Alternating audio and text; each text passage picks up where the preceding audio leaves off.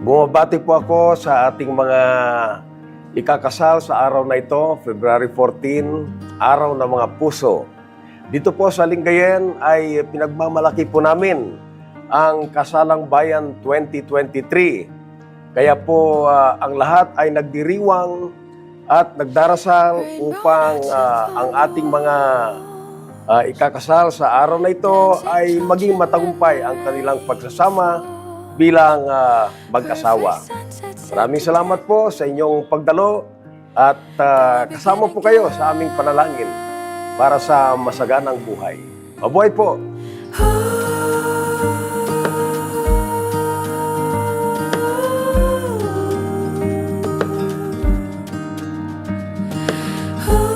Ako po si Jocelyn de la Cruz. Siya naman po si Jeff Cristobal. Hindi naman po masyadong perfecto yung relationship namin. Minsan may tampuhan, may Pag-aaway, ganun. pag-aaway. Kailangan din po namin i-handle mabuti yung relationship namin para masalong tumagal. Bayan, ang daming libre. Thank you po kay Mayor Leopoldo Batawel. Maraming salamat po. Cause no matter if our blue skies turn to gray, there's a ray of sun that's bound to light our way. Talagang nagsumikap po siya na niligawan ako hanggang sa huli. Hanggang sa nakuha niya po yung yung loob ko po na sa pagsasama naming dalawa sa 12 years po namin. So nag-decide po kaming dalawa na magpakasal na sa pagkakataong ito dahil ito na po yung opportunity. Salamat po sa Kasalang Bayan 2023, lalong-lalo na po sa pinakamahal naming mayor na si Leopoldo Batawel, sir. Para po hindi masira ang inyong pagsasamahan, ang commitment po natin ay kung meron man tayo na hindi pagkakaunawaan na mag-asawa, huwag po niyong tulugan hanggat di pa nare-resolba. Talagang huwag kayong matulog hanggat di pa nare-resolba. At marami akong kakilala na hanggang pangatlong gabi hindi pa natutulog kasi hindi nare-resolba ang problema. Kaya pag napuyat ay mapilitan na magbalikan at magkaayusan para makatulog na. So yan po ang simpleng technique. Iyon, naglakad ka ng dahan-dahan sa pasilyo tungo sa altar ng simbahan. Hahagkanan, di ka bibitawan, wala na akong mahihiling pa. Ikaw at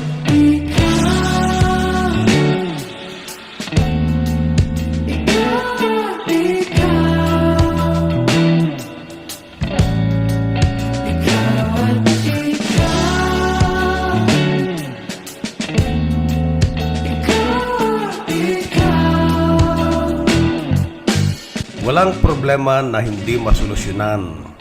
There is no perfect marriage.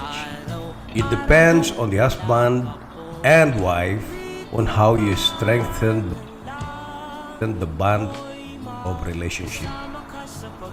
Ang hiling sa Diyos na may gawa, ape lido ko'y maging iyon. Naglakad ka ng dahan-dahan sa pasilyo tungo sa'kin at hinawakan mo. In Republic Act 7160, an act providing for a local government code of 1991, Chapter 3, Article 1, Section 444, the mayor as the chief executive of the municipal government shall exercise such powers and perform such duties and functions to solemnize marriages. I, Joan Jude R. Lopez, stand before you representing the Department of the Local Civil Registry of this municipality of the great province of Pangasinan, the capital town, Lingayen, make manifest of the lovely couples in front of you.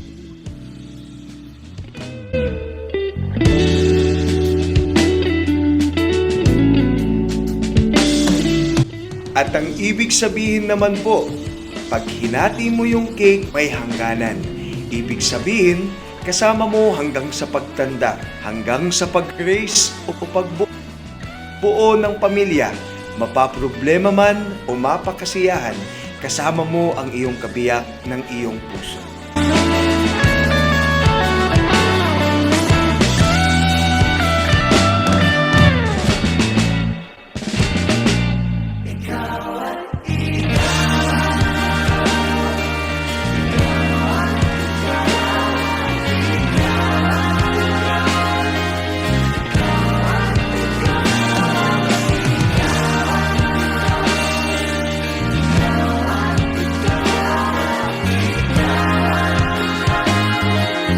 Ang pag-asawa ay isang pangako na maging mabait at maunawain, maalalahanin, mapagbigay at magbahagi ng isang buhay na magkasama.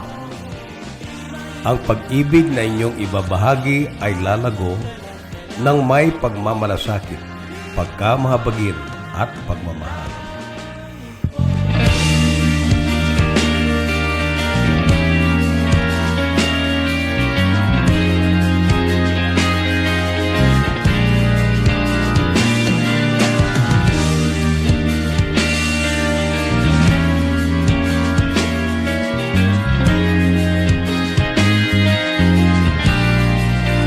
Sa pamagitan ng kapangyarihan ng batas at ng Panginoong Diyos na pinagkaloob sa akin, ay pinapahayag ko na ang mga nobya at nobya na nasa harapan natin ngayon ay kasal na.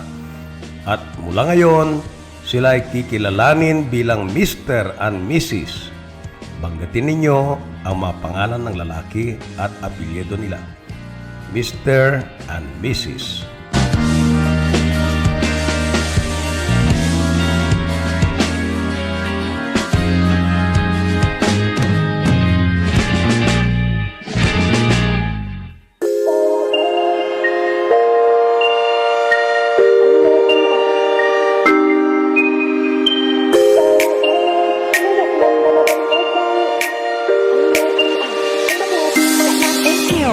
Ngày phố nhà anh dễ thương, giây phút em gặp anh là em biết em si tình, tình tình tình tang tang tình tang tình tình tình tang tang tang.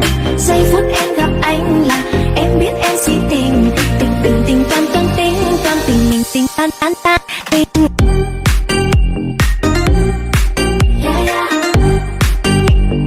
Anh tính sao rồi để anh tính sao? Yeah, yeah. Wait, wait, wait.